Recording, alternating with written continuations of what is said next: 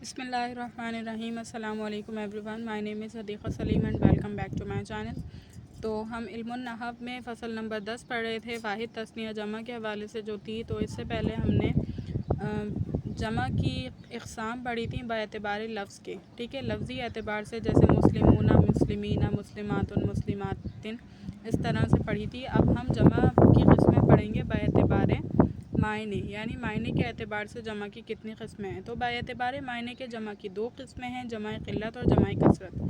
جمع قلت کے معنی ہوتے ہیں کسی چیز کی کمی کا ہونا, شارٹیج آف سم تھنگ, یعنی کسی چیز کی کمی کا ہونا ہم کہتے ہیں قلت ہے. اور کثرت یعنی کثیر ہونا, زیادہ ہونا, زیادہ ہونے کو ہم کہتے ہیں کثرت. صحیح. تو اب یہ کیا ہے جمع قلت اور جمع کثرت, تو دیکھ لیتے ہیں اس کو کہ جمع قلت وہ ہے جو 10 سے کم پر بولی جائے. صحیح ہے. جمع قلت کیا ہے جو 10 سے کم پر بولی جائے. 10 سے کم کے لیے جو بولی جائے گی وہ جمع قلت کہلائے گی.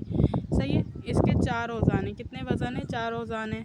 افعول جیسے اقلبن جمع کلبن کی. ٹھیک ہے, کتے کو کہتے ہیں کلب, تو کلبن کی جمع جو ہے وہ اقلبن ہے, اور یہ کس میں سے؟ جمع قلت کے اوزان میں سے, افعول کے وزن پر. اس کے بعد دوسرا ہے افعال, اور جیسے اقوال, اور یہ قول کی جمع ہے. قول کا مطلب ہوتا ہے کوئی بات. صحیح ہے, کوئی بات, کوئی کلام. تو یہ بھی جمع قلت کا وزن ہے, اور یہ 10 سے کم جب قول یعنی باتیں ہوں گی تو اس پر بولا جائے گا اقوال کا وزن یا افعال کا وزن. پھر ہے افعلتن. ٹھیک ہے, جس کی جمع کیا بتائی گئی ہے؟ کس کی جمع بتائی گئی ہے؟ طعامن کی. طعامن کھانا, کھانے کی جمع اطعمتن. 10 الگ الگ قسم کے کھانے رکھے ہوئے ہیں تو ہم کہیں گے کہ یہ اطعمتن ہے. صحیح, 10 سے کم کے لیے. اس کے بعد ہے فعلتن, جیسے غلمتن کی جمع. غلمتن کس کی جمع ہے؟ غلامن کی جمع ہے. غلام یعنی کام کرنے والے آپ کے ماتحت. صحیح. تو غلامن کی جمع غلمتن, اور غلمتن بھی جمع قلت میں سے ہے. صحیح, جمع قلت میں سے, یعنی کہ 10 سے کم پر بولی جائے گی. اس کے بعد ہے اور جمع سالم بغیر الف و لام کے جمع قلت میں داخل ہے. جیسے جمع سالم ہمیں پڑھی ہے مسلمون, مسلمین, مسلمات, مسلماتن. یہ جو ہے جمع سالم بغیر الف لام کے. الف لام اگر ان پر داخل نہیں ہے تو یہ جمع قلت میں داخل ہوں گی, یعنی المسلمون نہیں ہے, المسلمین نہیں ہے, المسلمات نہیں ہے, المسلماتن نہیں ہے, یعنی صرف یہ ہے مسلمون, مسلمین, مسلمات, مسلماتن. تو یہ کس میں داخل ہوں گی؟ جمع قلت میں. جیسے یہاں مثال دے دی عاقلون, عاقلات, عقل والے مرد, عقل والی عورتیں. ٹھیک ہے. اس کے بعد دیکھیں جمع کثرت. جمع کثرت وہ ہے جو 10 سے زیادہ پر بولی جائے. جمع کثرت کیا ہے؟ جمع کثرت وہ ہے جو 10 یا 10 سے زیادہ پر بولی جائے. صحیح ہے. جمع قلت وہ تھی جو 10 سے کم پر بولی جا رہی تھی, تو ظاہر سی بات ہے جمع کثرت کیا ہوئی؟ وہ جو کم سے کم 10 پر یا پھر 10 سے زیادہ پر بولی جائے. اس جمع کے وزن جمع قلت کے مذکورہ اوزان کے علاوہ ہیں, یعنی جمع قلت کے جو اوزان آپ کو وزن بتائے گئے ہیں اطعمتن وغیرہ کے, افعلتن, ٹھیک ہے, افعال وغیرہ جو بتائے گئے ہیں, افعول وغیرہ, ان کے اوزان کے علاوہ جمع کثرت کے اوزان ہیں. ان میں سے 10 مشہور وزن لکھے جاتے ہیں.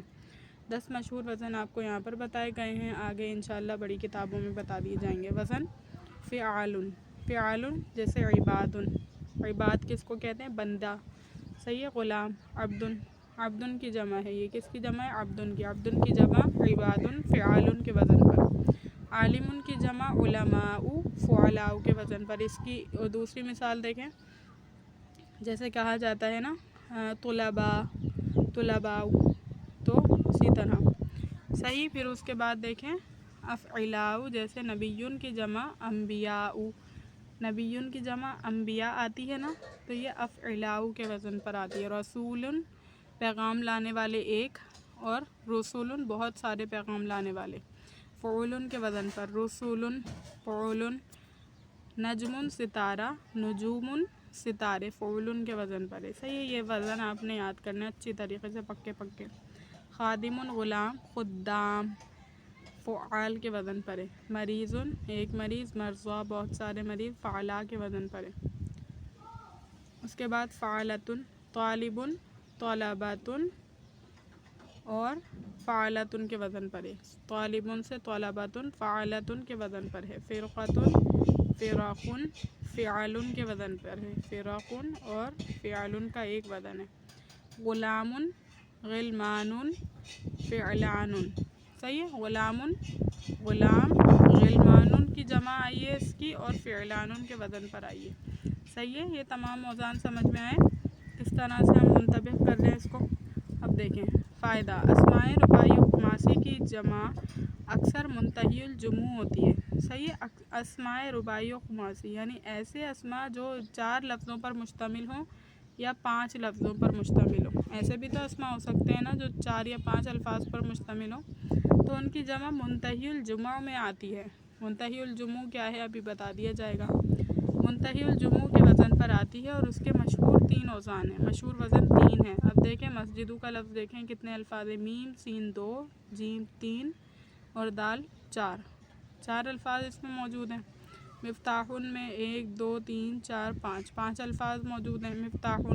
तो यही बताया जा रहा है कि जो अल्फाज जो हमारे पास हैं वो 4 या 5 अल्फाज पर मुश्तमिल होते हैं, उनकी जमा जो है वो मुंतहियुल जुमू के वज़न पर आती है। जैसे मस्जिदुन से मसाजिदु, मिफ्ताहुन से मफातीहु और रिसालतुन से रसाइलु, सही है। ये समझ आ गई। और वज़न क्या है मसाजिदु का मफ़ाइलु, मफातीहु का मफ़ाइलु, रसाइलु का फ़आइलु, सही। मफ़ाइलु मफ़ाइलु फ़आइलु। उसके बाद मुंतहियुल जुमू वो जमा है कि जिसमें अलिफ जमा के बाद 2 हर्फ हों, जैसे मसाजिदु या उसके बाद 1 हर्फ मुशद्दद हो जैसे दव्वाबु, या 3 हर्फ हों और बीच का हर्फ साकिन हो जैसे मफातीहु। मुंतहियुल जुमू के बारे में बताया कि जिसमें वो जमा है, पहली बात वो जमा है जिसमें अलिफ जमा यानी जमा के अलिफ के बाद 2 हर्फ हों, या तो पहली सूरत बताई कि जमा के अलिफ के बाद या तो 2 हर्फ हों, जैसे मसाजिदु। देखें अलिफ ये रहा जमा का अलिफ, उसके बाद जीम दाल 2 हर्फ हैं, तो यही बताया गया है कि जीम दाल अगर 2 हर्फ हैं तो ये मसाजिदु इसकी मिसाल है। या 1 हर्फ हो यानी अलिफ जमा के बाद सिर्फ 1 हर्फ है लेकिन वो कैसा है मुशद्दद तशदीद की हालत में है, जैसे दव्वाबु। वाव के बाद जो अलिफ है ये जमा का अलिफ है और अलिफ के बाद देखें दव्वाबू पे क्या है बा पर पेश है यानी बा पर तशदीद है। या 3 हर्फों और बीच का हर्फ साकिन हो, या क्या हो 3 हर्फ हों और बीच का हर्फ कैसा हो साकिन हो, जैसे मफाती हो। देखें अलिफ है उसके बाद 3 हर्फ हैं और बीच का हर्फ कैसा है साकिन है। 3 सूरतें बता दी कि अलिफ जमा के बाद या तो 2 हर्फ हों या फिर एक लफ्ज़ हो और वो तशदीद में हो यानी मुशद्दद हो, या फिर अलिफ के बाद 3 लफ्ज़ हों और उन 3 लफ्ज़ों में से जो दरमियान वाला हो एक वो साकिन की हालत में हो, सही है। उसके बाद देखें फ़ायदा नंबर 1, बात जमा वाहिद के गैर लफ्ज़ से आती है, जैसे इमरातुन की जमा निसाउन आती है, यानी इमरातुन और निसाउन में अल्फाज का कोई आपस में रब्त है नहीं है, यानी इमरा कहाँ अलिफ मीम रॉ आ रहा है उसमें, ता आ रही है उसमें, लेकिन निसा में कोई ऐसा लफ्ज़ नहीं आ रहा। तो देखें वाहिद के गैर लफ्ज़ से क्या ही जमा आई, यानी बिल्कुल अलग लफ्ज़ से जमा आई।